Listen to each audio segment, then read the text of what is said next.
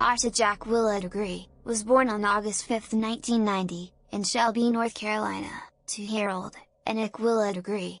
Raised in a loving and tight-knit family. She lived with her parents and her brother, O'Brien, in a rented 2-bedroom duplex, just north of Shelby, on Oak Crest Drive, which is about an hour west of Charlotte. Their siblings surrounded by family, school, and church, and would lay the groundwork for a safe and orderly environment for their children, in which Asha and her brother would often spend most of their time doing their schoolwork and basketball. Every other week, Asha would frequently attend a Macedonian Missionary Baptist church. She was a remarkable young student, her excellent attendance record, and especially had a passion for science and mathematics that made her stand out from the rest, but she was also a talented basketball player. Asha's mother would later explain that her daughter was a highly sensible girl, and would live a studious life as a 4th grader, enjoy family outings to church. She was wary of strangers, and wouldn't even pet the local dogs.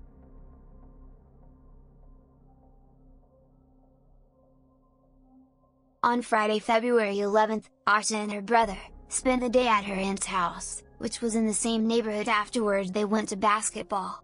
The following day, Asha would compete her basketball game, but she was defeated.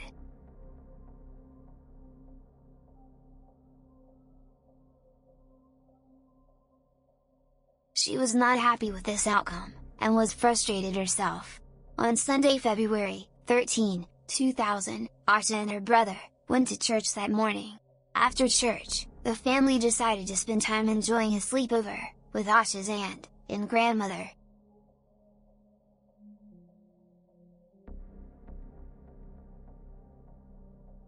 However, that evening, a storm disrupted their routine, as the power of each neighborhood households had gone out, due to a vehicle striking a utility pole.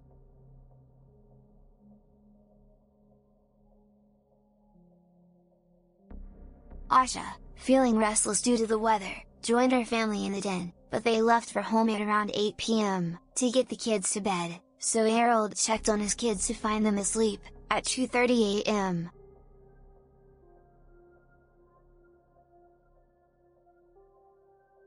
During that night, her brother, O'Brien, heard her moving in her bed, but quickly fell back asleep, and then he heard her get up and go to the bathroom.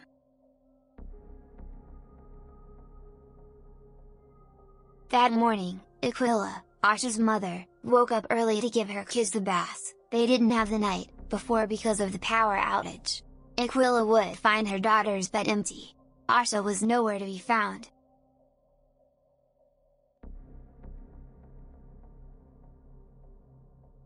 Asha's mother seems to feel something out of character with her daughter. The family immediately called the police to report Asha Degree's disappearance.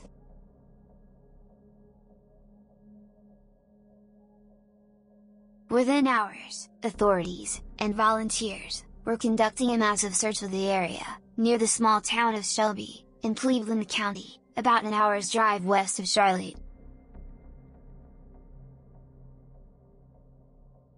The apartment stores were locked. They found no sign of a break-in or forced entry, and noted that Asha had taken her book bag with her.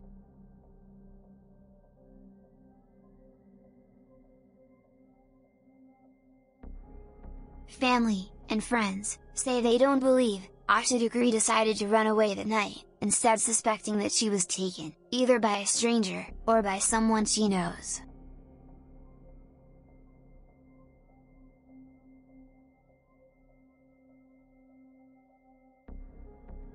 However, it was clarified that doesn't necessarily mean she was taken by someone she knows, as a stranger could have equally convinced her to go with them without causing a struggle.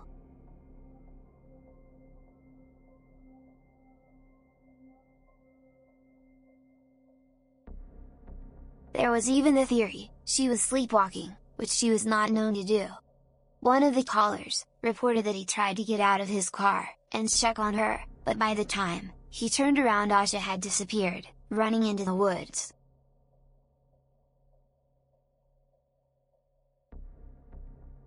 Some people believe that the truck driver characterized the weather as a raging storm when he saw the girl, and a contemporary news article described the morning of their search as being hampered by rain and fog.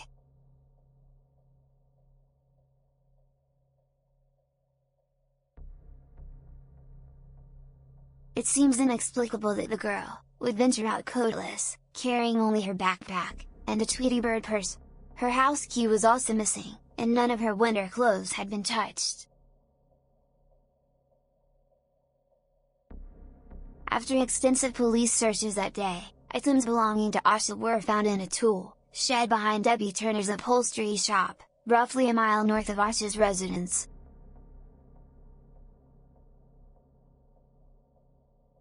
There, they found a marker, a pencil, candy wrappers, and a Mickey Mouse hair bow, all of which were connected to the missing girl, a week or so after Asha went missing.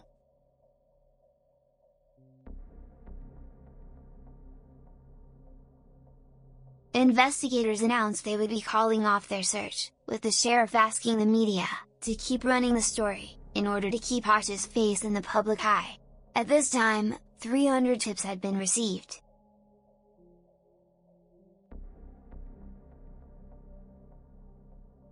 In August 2001, a contractor discovered Asha's backpack at a construction site, located about 26 miles north of her house, in the opposite direction to where she had been walking.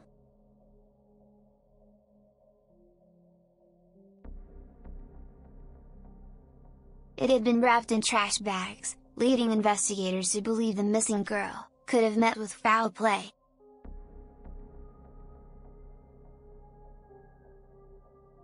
Not long after the backpack was found, police also uncovered animal bones, men's khaki pants, and a similar trash bag in a nearby area.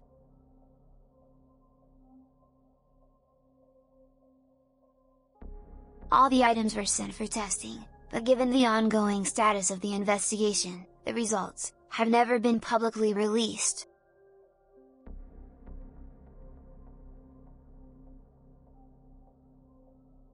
In May 2016, this reinvestigation of the case disclosed that Asha may have been seen getting into a dark green, early 1970s Lincoln Continental Mark IV.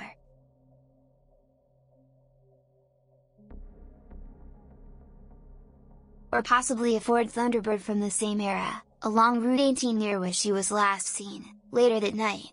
It was described as having rust around its wheel wells.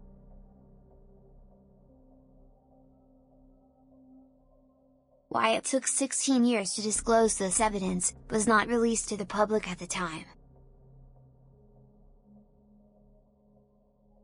This vehicle is right now considered a vehicle of interest, and it was occupied 2 times on the day of her disappearance, Cleveland County Sheriff Alan Norman said. It had been discovered by legwork by the sheriff's office, investigators along with the federal government.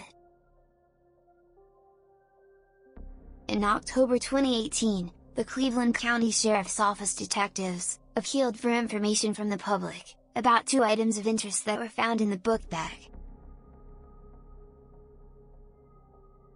McElligot's Pool, a children's book by Dr. Seuss, which was borrowed from the Falston Elementary School library in early 2000, and a New Kids on the Block concert tour t-shirt. Like the Lincoln Continental Mark IV, or Ford Thunderbird information, from 2 years earlier, it was unclear why this evidence had been kept confidential for so long. There are few clues about why Asha left her house on Valentine's Day, which is also her parents' wedding anniversary. If she was upset about her poor performance at a basketball game the Saturday before her disappearance. She fouled out, and her team lost by 1 point. It seemed to have dissipated by the next morning, when the family went together to church and Sunday school. Still, it was a crushing loss for Asha, her mom said, leading Aquila, Harold, and investigators to wonder if it may have spurred the competitive intelligent 9-year-old to hack some unknown plan. In September 2017, the FBI's Child Abduction Rapid Deployment Team went to Shelby to assist in the investigation, and provide on-the-ground investigative, technical, behavioral analysis, and analytical support to find out more about what happened to Asha. Local FBI agents have conducted hundreds of interviews since that time in their investigation.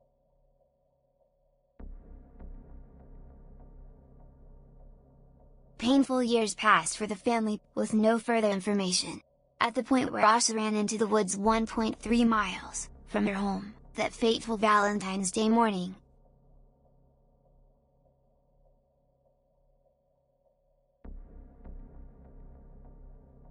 There is now a billboard appealing for information about her. Asha's family hosts an annual walk from their home to the billboard to draw attention to her case.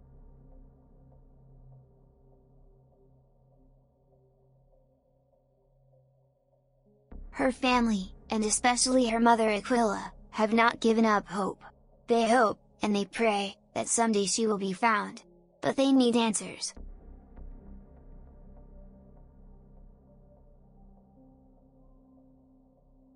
Aquila has appealed directly to anyone who may have been involved in her daughter's fate, to come forward, and unburden themselves.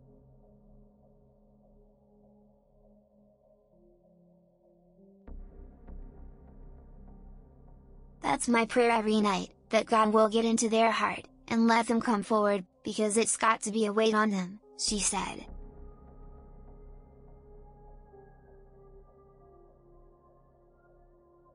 It's been 24 years since Asha, 9, went missing on Valentine's Day. She would be 33 years old today. Yet there are sadly no further signs of Becker's whereabouts. To this day, the case remains unsolved.